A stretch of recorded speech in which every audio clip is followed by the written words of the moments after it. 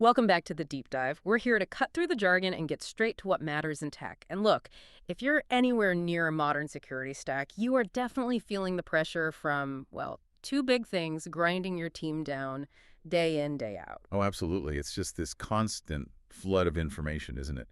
On one side, you've got that alert storm, just thousands of warnings hitting you, most of them noise, frankly, lead straight to SOC burnout. Right, the alert fatigue. Exactly. And then, flip side, there's the compliance treadmill, that endless high-stakes game of keeping up with SOC 2, HIPAA, GDPR, all those regulations popping up globally. It's a lot. It really is.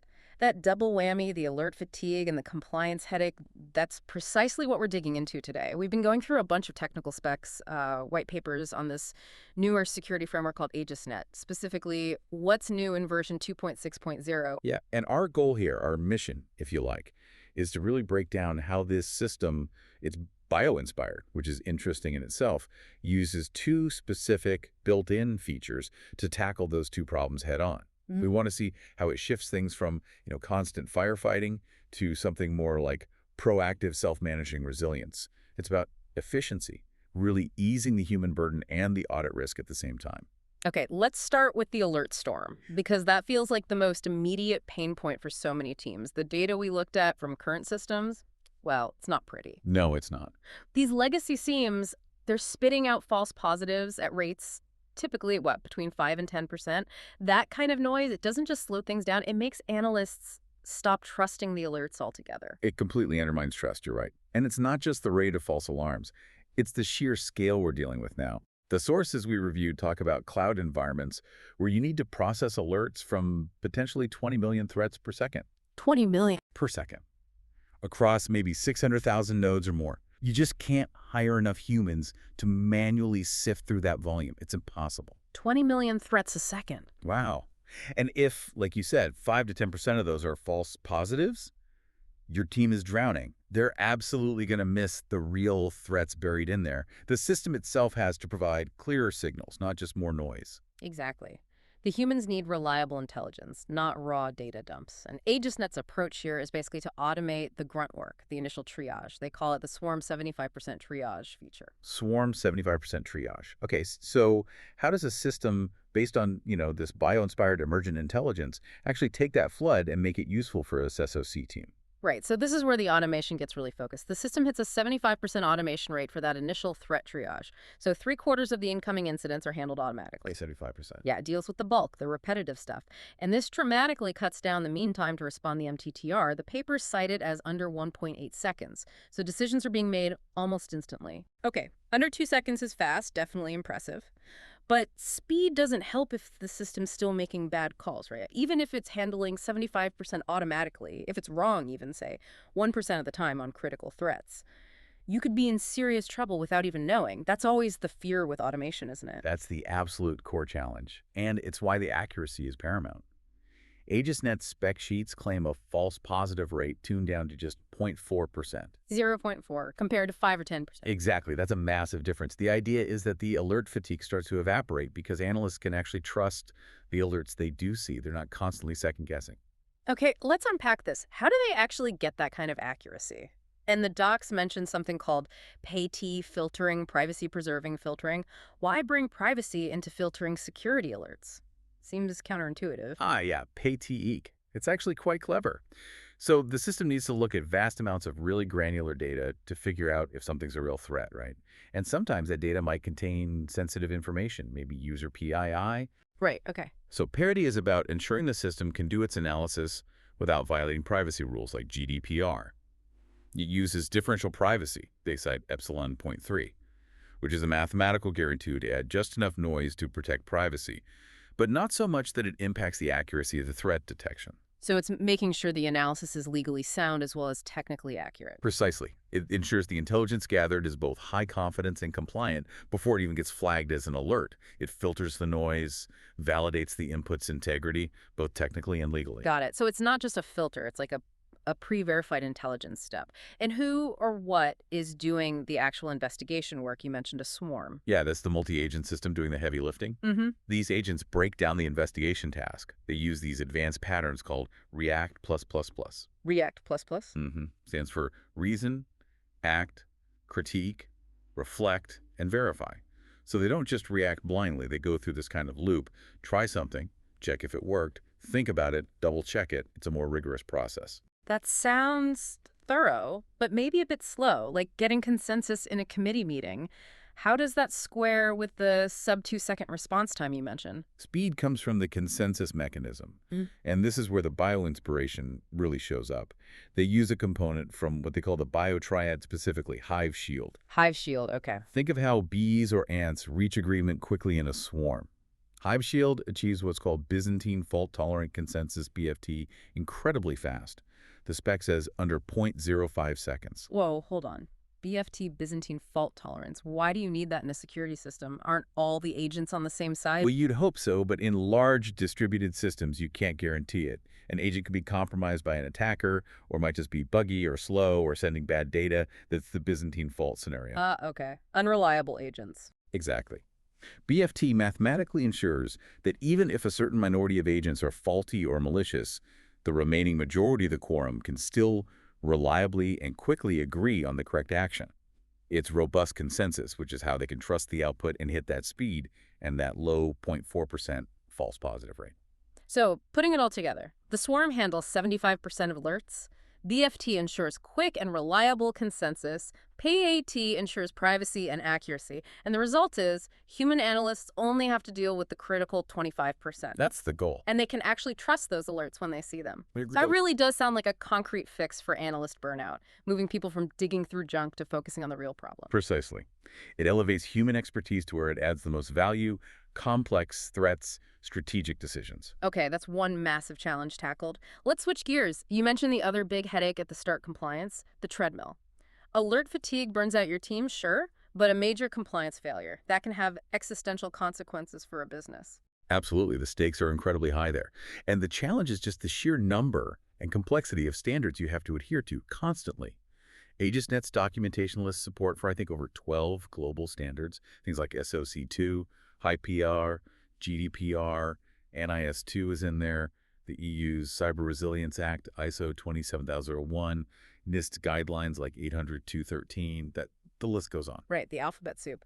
And the real kicker is that modern systems, cloud-native containers, microservices are incredibly dynamic. Things are spinning up, spinning down, changing constantly. Trying to prove you're compliant across that kind of volatile environment with, say, quarterly manual audits, it feels almost impossible. Traditional audits just can't keep pace with that real-time change. How do you demonstrate compliance right now, this second, across your entire distributed estate? It's fundamentally broken. You need the system to essentially enforce and audit itself continuously. Here's where it gets really interesting. So let's talk about solution 2, the automated compliance engine.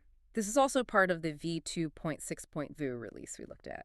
The white paper description is quite a mouthful. A self-auditing, blockchain-anchored, AI-orchestrated, zero-trust compliance swarm. Can you translate that into plain English for us? Yeah, it's a lot of buzzwords, but basically it means turning compliance from a periodic manual checklist exercise into an ongoing automated function of the security system itself. Think of it like compliance is code, but continuously enforced and verified by this distributed swarm. Okay, compliance is code enforced by the swarm. I like that. What about the performance? What metrics show if it's actually working effectively? Well, they're clearly targeting auditors with these numbers. They claim 99.9% compliance coverage across the monitored environment. And audit latency, how long it takes to prove compliance, is apparently sub 0.3 seconds. Less than a third of a second, compared to days or weeks for a manual audit. Instantaneous proof, essentially. But maybe the most compelling metric, for me anyway, is the auto remediation rate. Right, I saw that. What was it? 98.7%. That means the system isn't just finding compliance issues. It's fixing almost all of them automatically. Yeah. It corrects configuration drift back into a compliant state on its own. What kinds of things is it fixing automatically? You're talking complex policy changes. Often it's actually simpler but crucial things, Yeah. like enforcing strict mutual TLS, MTLS between all services in a mesh, if that's the policy, or automatically rotating cryptographic keys or certificates that are about to expire, things that are easy to miss manually but critical for security posture. The system sees the drift, fixes it. Done. And just like the alert triage, humans barely get involved. The spec said less than 0.1% of compliance findings need human review. That's the number cited, yeah. But of course, for any auditor, the crucial question is trust. How do you prove this automated system did what it said it did and that the records haven't been tampered with? Good point. How is that audit trail secured? This is where the blockchain-anchored part comes in, along with some serious cryptography. The engine generates detailed software bills of materials, SBOMs for everything, in real time. Uses the standard Cyclone DX format. Okay, so you get a manifest of all your software components. Then what? Then, each SBOM is cryptographically hashed and digitally signed. And crucially, they state it uses post-quantum cryptography for the signing specifically to lithium. Post-quantum. Now, why dilithium? I mean, practical quantum computers capable of breaking current crypto are still theoretical, right? Isn't that massive overkill for signing compliance logs today? It might seem like overkill today, but think about the lifespan of these audit records. You might need to prove compliance from years ago. If you sign it now with algorithms vulnerable to future quantum attacks, that proof becomes worthless down the line. Ah, so it's future-proofing the audit trail, making sure today's proof is still valid 10 years from now, even if quantum computers become a reality. Exactly. It protects against the harvest now, decrypt later threat. Hmm. Once signed with dilithium, these records are then anchored to a distributed ledger.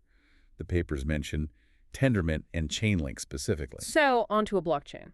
Essentially, yes, which makes the compliance record immutable, tamper-proof, and globally verifiable.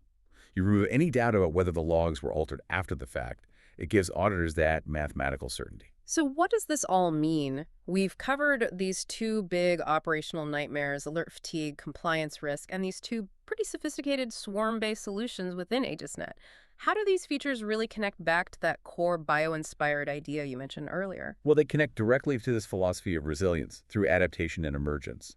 The whole idea is to move away from thinking of security like a static castle wall, strong but brittle and useless once breached. Instead, think of it like a self-healing biological system, maybe like a forest. It constantly adapts, routes around damage, regenerates. Both the super-fast swarm triage and the always-on compliance engine are manifestations of that adaptive intelligence. And this ties into those biotriad components mentioned in the specs. Planarian healing, ant mesh, hive shield. Precisely, planarian healing suggests that ability to regenerate or restore function even after damage. Ant mesh implies routing around threats or failures, like ants finding new paths, and Hive Shield provides that rapid, robust consensus we talked about. The system's strength isn't just in blocking, it's in its ability to learn, adapt, and heal itself faster than threats evolve or configurations drift. It's constantly maintaining its own internal health. That idea of deep self-management, self-healing, that really does feel different from just setting up automated rules in a traditional system. We're not just talking about a smarter firewall anymore. No, we're talking about a system designed to, in a way, invent new ways to survive as conditions change. Which leads us perfectly into that final provocative thought you wanted to leave us with. Yeah, it stems from this concept of the system's learning loop. Because it's processing and correlating information at such immense scale and speed, the claim is it doesn't just respond faster, it actually learns faster, especially while under pressure, while under attack. At scale, the emergent behavior means the system might start recognizing subtle patterns, correlations that no human developer explicitly programmed into its rules. Finding connections we didn't tell it to look for. Exactly. And potentially, it could start devising novel defenses for threats it hasn't encountered before by drawing analogies from past events, much like that biological reference they use, how planarian worms can sometimes regenerate structures they didn't originally have. So the system itself becomes capable of inventing countermeasures. That's the implication.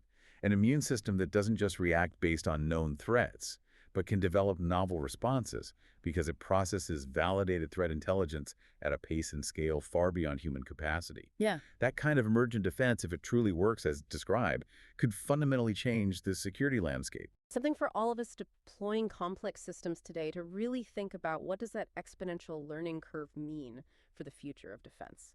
Fascinating stuff.